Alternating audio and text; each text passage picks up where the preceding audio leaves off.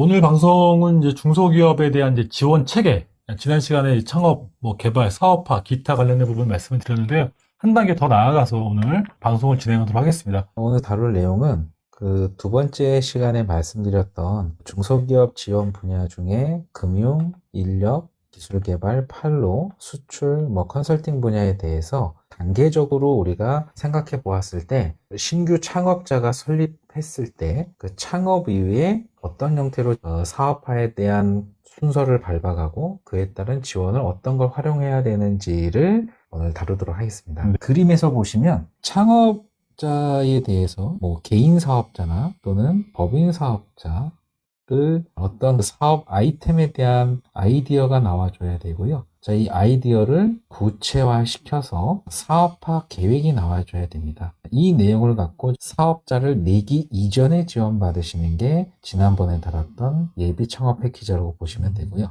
사업을 이미 시작한, 즉 사업자를 개인이든 법인이든 설립한 이후에 들어가시는 게 초기 창업 패키지라고 보시면 되고, 이 업력이 3년에서 7년 사이에 있는 도약 패키지라고 보시면 되세요.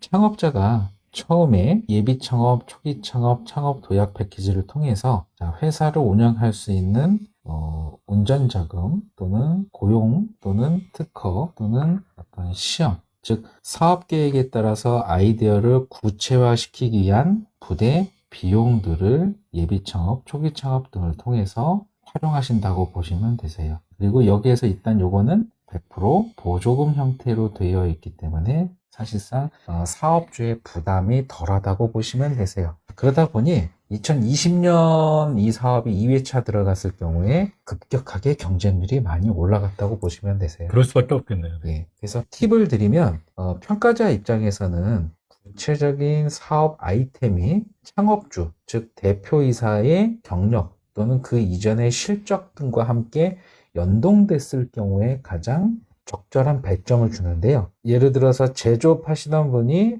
갑자기 소프트웨어 개발 업체를 운영하시겠다라고 하시면 연결성이 떨어져요. 이럴 경우에는 보완을 하는 방법들이 바로 회사도 그 기업 간 거래 또는 파트너사가 있듯이 대표이사 외에 그 역할을 수행할 수 있는 공동 창업주나 역할을 할 수 있는 분업화된 구조적인 조직을 갖추셔야 돼요. 어떤 동종업계의 사람이라든가 이렇게 구조를 짜셔야 돼요. 보통 스토리텔링이라고 지칭을 하는데, 스토리텔링을 할 때도 그에 따른 아이템이 어떻게 나왔으며 그 아이템이 나온 걸 가지고 어떠한 단계를 거쳐서 구체적으로 계획을 따라서 상용화, 사업화를 할 건지가 계획이 가장 중요하다고 보시면 되세요. 네. 그럼 이제 창업 단계에서 각종 지원 사업을 활용하는 건데, 이때 가장 생각해 보셔야 될 것들이 네. 그럼 창업 사업을 왜 해주는 거냐? 네. 그런 부분은 뭐냐면 기존에 고용 창출, 즉 최근 10년 내에 보면 큰 화두는 실업률 개선, 고용 창출이에요. 자, 그 중에 한 일환으로 창업을 독려하면서 상대적인 고용 창출, 즉 2018년도에 벤처기업 인증 제도 개선과 함께 벤처기업에 대한 투자 법도 바뀌었어요. 그게 현재 올해 2022년 2월 12일자로 시행이 된 상태고요. 여기에서 이 벤처기업을 육성한다는 뜻은 바로 중소기업 중에 강소기업 역할을 할 수 있는 벤처기업을 육성함으로 인해서 이 벤처기업에서 고용 창출과 우리나라의 제3의 먹거리 역할을 할 수 있는 신규 사업, 보통 지칭하는 게 유니콘 기업, 마켓컬리, 쿠팡 등을 지칭하고 있는데요. 이러한 기업들을 많이 육성하기 위한 수단으로 바로 창업 지원 프로그램을 활성화하고 있다고 보시면 되세요. 최근 한 2, 3년 사이에 A씨나 즉 투자 운용사들, 캐피탈 또는 벤처, 엑셀러레이터, 엔젤 투자들이 활성화된 사유는 지난번 첫 시간에 중소벤처기업부의 내년 21년 예산이 약 19조 8천억, 한 20조 원이 되는데, 사실 이 예산도 지원 대상이 되는 중소소상공인 입장에서는 사실상 부족한 예산이에요. 그러면 이런 정부 기관에서 커버할 수 없는 파트들을 일단은 민간 자금을 끌어들이기 위한 수단으로서 바로 창업기획자나 엑셀러레이터, 벤처 투자 운용사들, 즉 민간 자금을 끌어들이기 위한 수단으로 그에 따른 혜택을 주면서 법적 제도를 개선해서 바로 창업에 대한 지원을 같이 해주고 있습니다. 그래서 창업자에 대한 지원은 운전자금을 지난번 시간에 다룰 때는 중진공, 소진공, 기보신보를 말씀드렸는데 또 하나의 수단은 바로 외부 자금을 투자받는 형태도 있다고 보시면 되세요. 네. 단계적으로는 지금 창업 단계에서 그 아이디어를 구체화한 사업 계획을 가지고 지원 사업들을 활용해서 사업자를 내고 고용을 유발하고 그에 따른 아이템을 고도화시키면서 시장에 내놨을 때 고도화시킴으로 인해서 발생된 게 뭐냐면 시장에서 기업 간 경쟁 또는 기업 외부의 어떤 시장을 독점 또는 선도할 수 있는 아이템이 필요한데 이때 필요한 것들이 뭐냐면 기술 개발 활동이라고 보시면 되세요. 네. 기업에서는 개발이 있는 경우도 있고 없는 경우들도 있으세요. 예를 들어서 유통을 하는 경우에는 주로 개발 활동보다는 좋은 물건을 싸게 들어와서 시장 내에 중개 유통을 통해서 매출을 끌어올리는 구조인데 이게 이제 가장 보편적으로 많이 하시는 게 네이버, SK든 쿠팡이든 바로 이런 온라인 오픈 플랫폼 쇼핑몰에다 전자상거래업 활동이 많이 활성화되고 있어요. 엄청나죠. 네. 이것도 이제 시장의 변함에 따라서 2000년 초반에서 2010년까지는 주로 컴퓨터 구매 활동이 많이 활성화됐다고 하면 2010년 이후부터는 퍼스널 단말기인 스마트폰을 통해서 하는 모바일 시장이 점점 커지면서 현재는 양분화되어 있다고 보시면 되세요. 네. 자, 이것처럼 크게 유통이라는 시장이 매체의 변함에 따라서 웹 또는 애플리케이션 형태로 해서 컴퓨터와 스마트폰을 통한 시장이 흐름이 바뀌었다고 보시면 되세요. 이때 이제 필요한 부분들이 뭐냐면 웹상에서 물건을 구매하고 홍보할 수 있는 수단의 플랫폼.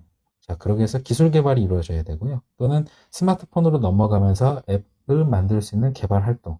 이러한 것들이 현재 기술 개발 활동이라고 보시면 되세요. 그럼 이 기술 개발에 관련된 부분을 들어가려면 시장에 대한 분석도 필요하고요. 시장에 대한 그 고객의 니즈도 파악해야 되고 그 니즈에 따른 개발 방향성도 설정을 해야 되고요. 개발이 적정한지에 대한 타당성도 확인을 해야 되고요. 이 개발에 대한 그 테스트, 우리가 프로토타입에 대한 시장의 반응 조사도 하게 되겠죠.